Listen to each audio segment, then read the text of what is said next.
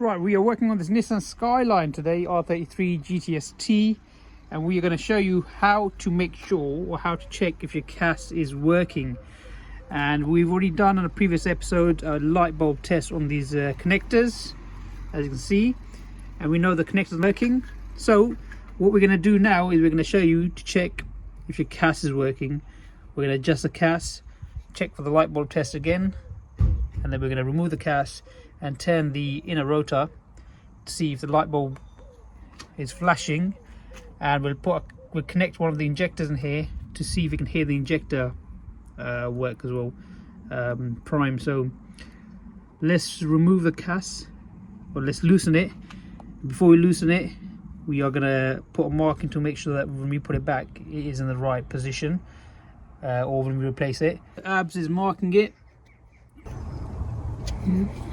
Perfect. Other one.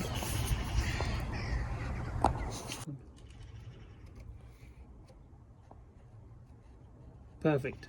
So now we've got the marking, so whenever we adjust it, we know where the right position is. If you need to remove it, put a new one on, we also know where to put it. Okay, so it's a T30. We're going to go ahead and remove the bolts.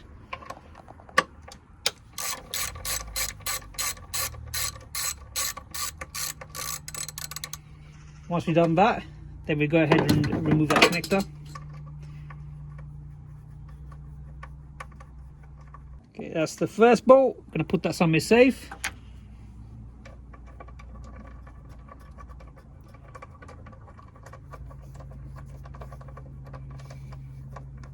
Okay, that's the second bolt.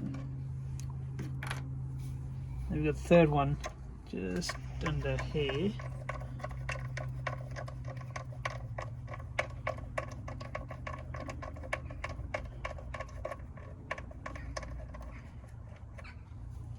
Right, now before we disconnect the loom, what we're going to do is we're going to remove the CAS. This is literally stuck on it. It doesn't move, it's not nudging, so I'm going to get a long station, a bit of a hammer to persuade it. Now I can get a WD-40 spray in it, but I'll try with this. Just a light tap. As you see, it's slightly moving now. Okay, and then they're going to do the other way, so you can see from the marking, see the difference.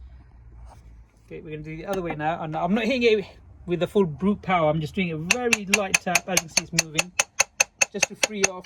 As you can see, it's been on there for ages. I don't know when, but since our ownership, for many years. Okay, now I'm going to get it with hand. Up there you go, see? Whoa, look at all that. Disgusting. Oh. Before I do anything else, I'm going to start cleaning this before we get the dirt and gunk in there. So stay there. Ah.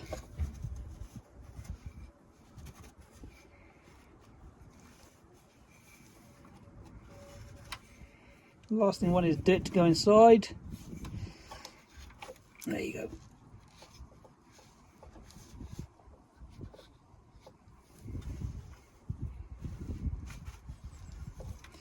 And what I'm going to do is I'll stick this in there. So nothing there. Alright, now what we're going to do is we're going to remove this injector, one of them.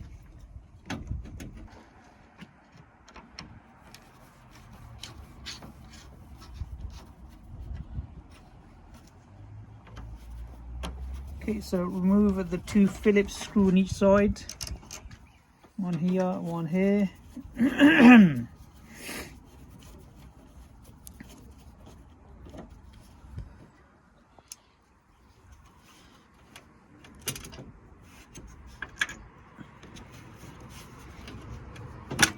Whoa!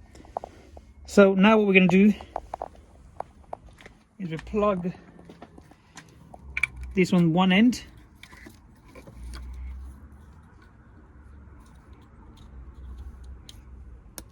We'll leave a light bulb on the other end. We'll connect the battery, and I'm gonna turn this, I'm gonna rotate this manually with hand basically. Yep, and I'm gonna hear if the injectors are priming, if they're getting pulsed, and I'm gonna see if the light bulb is getting pulsed. So I'm gonna get Abs to not crank the car. I'll get Abs to connect the battery, we put the ignition on, and then we do that. All right, so keep an eye on the bulb.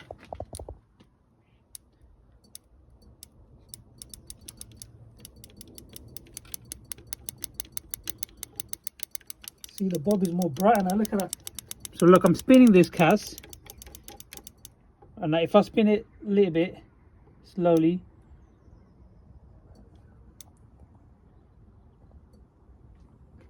so all right, so this is the point. This is the point where it clicks. So this has to rotate once and then click here again. So now if you look at the CAS,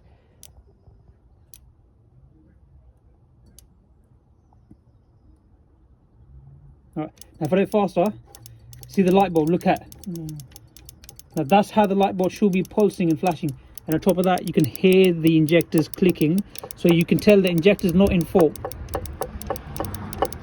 And nor is a CAS. The CAS is not in fault either, because as I'm turning it, it's working perfectly fine. So I'm only thinking now the issue lies on the ECU. The ECU is not sending the right signal to the CAS. Look at that. Look how right, as fast as I do it, look at that.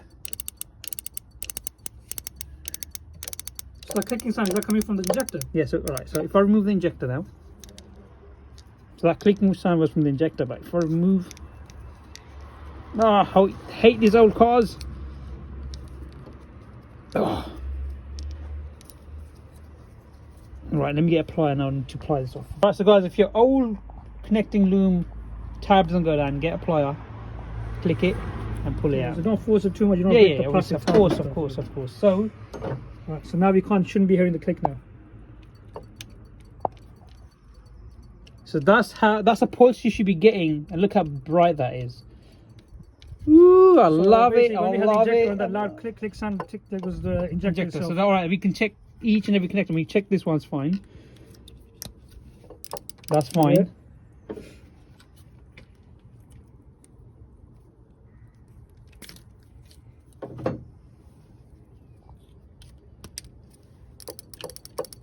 That's fine.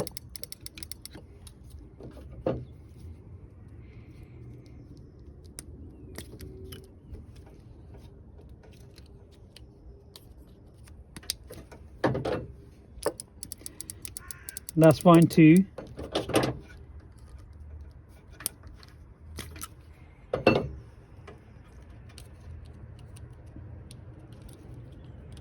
What? That's fine too. And obviously that I'm not going to check, because obviously we got the light bulb in there and that's perfectly fine, giving the right pulse. So I mean, I don't think so it's a CAS, I think it's an ECU. However, in the episode that we are going to pull out to do a complete diagnostic on whether or not we're going to change the CAS anyway, we'll try with the new CAS or use new one which we know works. If that doesn't work, then we'll try change the ECU and see if it fires up with the ECU. But for now guys, that's how you check if your CAS is in fault or not. Hope you enjoyed this episode. Don't forget to like, subscribe and share, and keep an eye out for the complete episode on this problem that we're having, how we're resolving it, and what we're going through to check what the issue was. We'll see you soon. Take care.